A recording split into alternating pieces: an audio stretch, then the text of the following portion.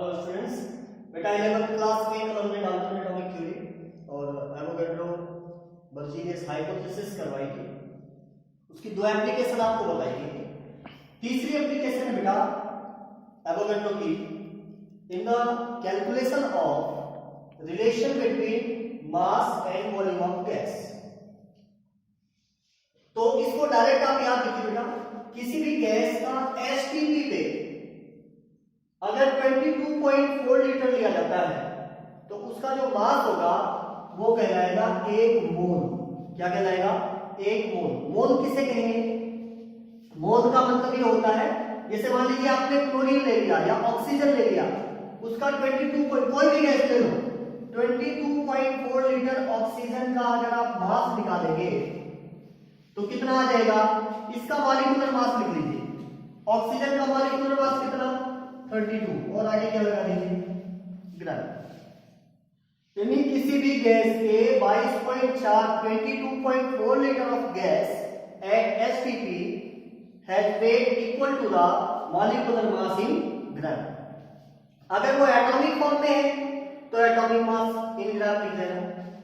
इसमें अब एसटीपी क्या है?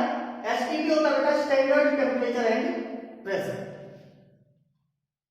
यानी किसी भी गैस का टेम्परेचर कितना 273 केल्विन और प्रेशर 1 बार लिया जाए तो उस पे अब किसी भी गैस के मॉलिक्यूलर मास के बराबर अगर आप वेट लेते हैं तो उसका वॉल्यूम 22.4 लीटर मिलेगा। जैसे एक एग्जांपल लेते हैं, CH4 का नाम आपने सुना होगा, इसको कहते हैं मीथेन।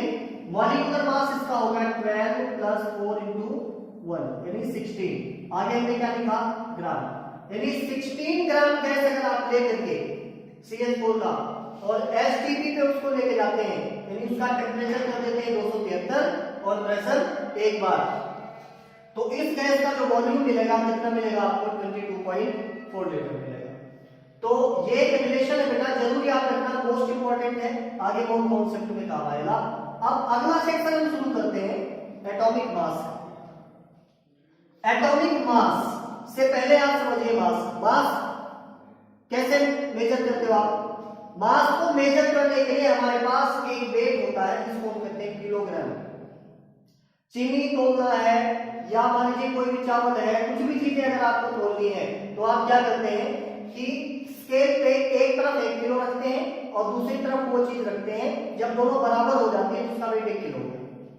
ऐसे अगर आप एक बार कंपेयर कर ले तो 1 kg, 2 बार कर ले तो 2 किलोग्राम, 3 बार कर ले तो 3 किलोग्राम। तो ऐसे एटम को मेजर करने के लिए किसी भी एलिमेंट के एटम का मास कितना होता है, इसको जब हमें मेजर करना होता है तो उसके मेजरमेंट के लिए भी हमें क्या चाहिए? एक यूनिट चाहिए, एक स्टैंडर्ड चाहिए। वो स्टैंडर्ड सबसे पहले लिया गया हाइड्रोजन को, उसके बाद ऑक्सीजन को, और आजकल जो है वो स्टैंडर्ड लिया जाता है कार्बन के एटम को। कार्बन के एटम को एक तरीके से आप ये कह सकते हैं कि एटम का मास जो है वो दूसरे एटम के मास के रिलेशन में दिया जाता है। जैसे मैं कहता हूं राम श्याम से 5 सेंटीमीटर ऊंचा है, तो ये जो श्याम की ऊंचाई है वो राम के रिलेशन में बताइए, उसको कहेंगे रिलेटिव हाइट। क्या कहेंगे? Relative height. वैसे ही एटॉमिक मास भी कैसे दिया जाता है? रिलेटिव फॉर्म में दिया जाता है। किसी भी एटम को का मास निकालने के लिए आजकल हम क्या करते हैं, कार्बन 12 एटम लेकर के एक एटम लेंगे कार्बन 12 का और उसके 12 पार्ट कर देंगे। जैसे ये कार्बन 12 का एटम हो गया, इसके कितने पार्ट बनाने हैं? 12 बराबर पार्ट बनाने हैं, 12 इक्वल पार्ट बनाने हैं। इसमें से जो एक पार्ट आएगा इसको हम कहेंगे ये है हमारी यूनिट। क्या है? यूनिट। इसकी वैल्यू हम रखते हैं 1 यूनिट या 1 एटॉमिक मास यूनिट। 1 यूनिट या एटॉमिक मास यूनिट। फिर से सुनिए, कार्बन 12 के एटम के 1/12वें भाग को क्या कहा जाता है? 1 यूनिट या 1 एटॉमिक मास यूनिट। अब किसी चीज का रिलेटिव एटॉमिक मास बताना है तो हम क्या करेंगे? उसको तोलेंगे। किस चीज से? अपनी यूनिट से। यूनिट कौन सी है? कार्बन 12 के एटम का 12वां हिस्सा, ठीक है ना? तो उससे हम कंपेयर करेंगे। तो रिलेटिव एटॉमिक मास हमें क्या बताता है कि किसी भी एटम का मास कार्बन 12 के 1/12वें हिस्से से कितने गुना भारी है। The relative atomic mass tells us that the mass given atom is how much heavier than 1/12 part of carbon 12 atom, and this 1/12 part of carbon 12 atom is called as 1 atomic mass unit या 1 unified mass.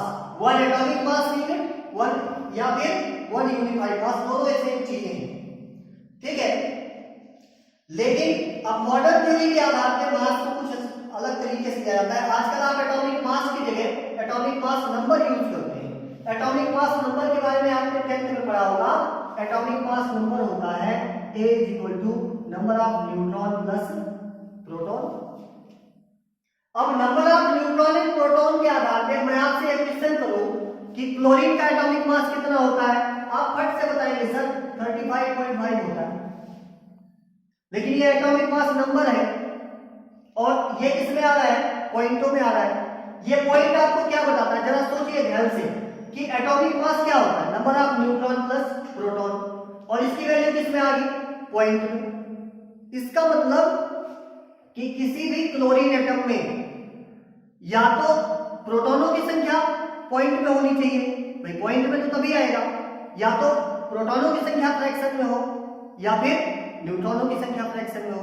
और जहां तक हमने पढ़ा है कि neutron और proton को और आगे डिवाइड नहीं किया जा सकता, हालांकि अब क्वार्ट्ज एंड ग्लूऑन आ गए हैं, लेकिन फिर भी अगर उनको डिवाइड किया जाए तो वो प्रोटॉन न्यूट्रॉन नहीं रह जाते, ठीक है। तो इस वजह से हमें ये सोचने पे मजबूर होना पड़ता है कि आखिर ये पॉइंट में कहां से आ, जब न्यूट्रॉन प्रोटॉन पॉइंट में नहीं हो सकते तो एटॉमिक मास पॉइंट में कैसे आ सकता है। तो यहां से कॉन्सेप्ट आता है बेटा, यहां से कॉन्सेप्ट आता है एटॉमिक आइसोटोप का। इसका एटॉमिक आइसोटोप का एक्चुअली क्या होता है, हमारे पास एक ही एटम के एक से ज्यादा आइसोटोप पाए जाते हैं और जो एटॉमिक मास दिया जाता है वो उन आइसोटोप का एवरेज होता है, आइसोटोप का एवरेज होता है। जैसे अब क्लोरीन की बात हमने की थी, तो जो हमारे पास नेचर में क्लोरीन पाया जाता है वो दो टाइप का होता है। पहला type chlorine 35 and the second type is chlorine 37।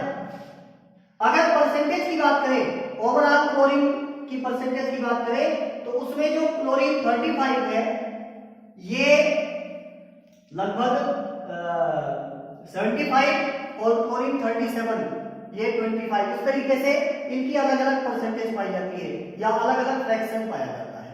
तो बेटा जो क्लोरीन का कार्बन, जिस चीज का एटॉमिक मास नंबर पॉइंट में आ गया, ये बहुत पक्की सिंपल सी पहचान है, 100% वो एक से ज्यादा आइसोटोप में मिलेगा। जिस चीज का एटॉमिक मास नंबर पॉइंटों में आ गया, इसका मतलब उसके एक से ज्यादा आइसोटोप है, ठीक है। और जो एटॉमिक मास दिया जा रहा है वो उन आइसोटोप्स का एवरेज है, और एवरेज निकालने का फॉर्मूला क्या है, average of atomic mass is equal to summation of atomic mass of that isotope into fraction of that isotope, ठीक है।